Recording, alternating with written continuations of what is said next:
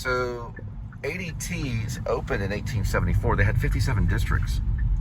They could save really almost anybody. I mean, they had great security, and this was great. You opened the window, and it started going beep, beep, beep, beep, beep, beep, beep, beep. It really worked. This is 1874. People had an alarm system in 1874. I worked for this company, ADT. I also worked for Kia, and I worked for a military bank, helping soldiers get back on their feet after coming back from the Sunni Triangle.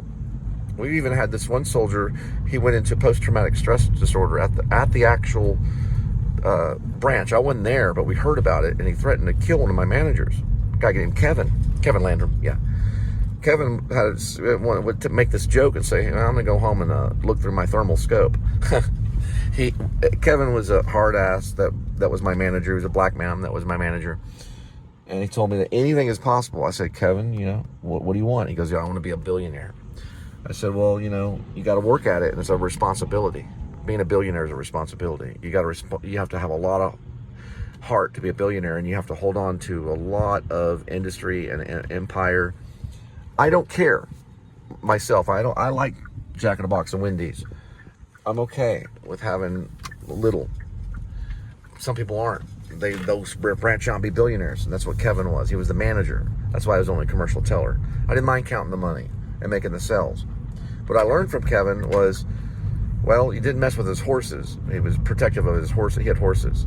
And I told him, I said, listen, one day we're going to do a Western, and I'm going to cast you as the bad guy. You're gonna ride one of the horses on me. He's like, yeah, whatever. Because I try to be real. I try to be real with the black man. I'm going to say, what's up, homie? And they don't like it. So what I say is I just leave the whole black part out of it. I don't think we need the multicultural as much as we need just to be friends. We want a salad bowl, but we also want to learn how to shake. And, these guys died for one another in Vietnam. Yeah, the black man would. Yeah, he'd run out there and go through a minefield any instant because he knew he could come back here and sell cars and have a good life. This country was important to the black man.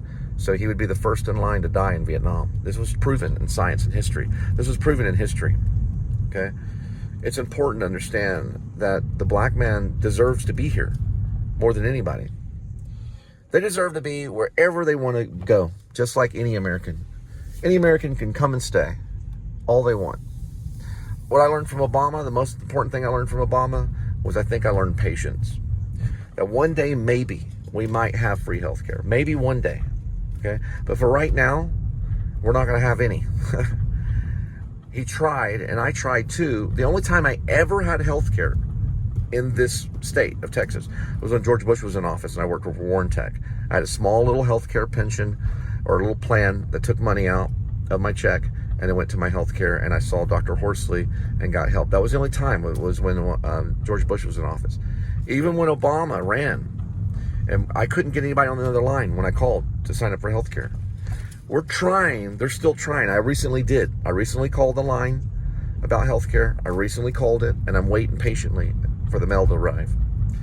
So I'm hoping that they're going to help me get started. I have no problem with free healthcare with the New Liberty Party. If you want to pay for your private healthcare, you can. We can make it that way, and we can also give it to you for free. There's different ways you can get healthcare.